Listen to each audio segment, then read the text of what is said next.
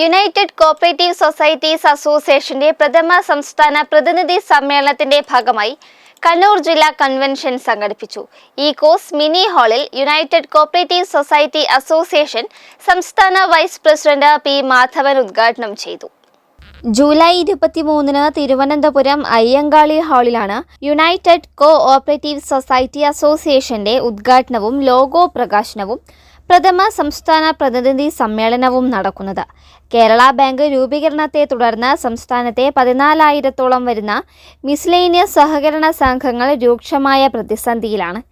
ഈ സാഹചര്യത്തിൽ നിലവിൽ വന്ന ആക്ഷൻ കൗൺസിൽ, കോർഡിനേഷൻ കമ്മിറ്റി, വിവിധ അസോസിയേഷനുകൾ, സഹകാരികൾ എന്നിവർ ചേർന്നാണ് യുണൈറ്റഡ് കോഓപ്പറേറ്റീവ് സൊസൈറ്റീസ് അസോസിയേഷൻ രൂപീകരിച്ചത്.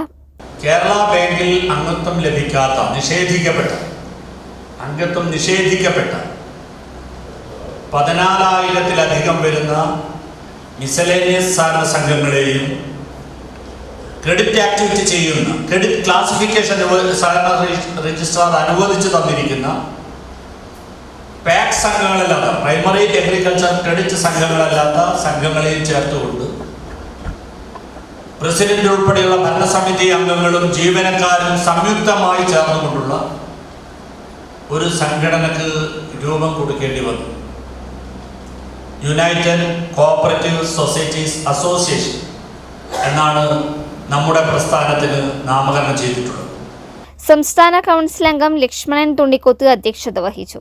നിധിഷ, E T. Rajeevan, Pradeepan, Madhu E K., P. Abubakar, V. Saseendran തുടങ്ങിയവർ സംസാരിച്ചു. പ്രൈം 21 കണ്ണൂർ.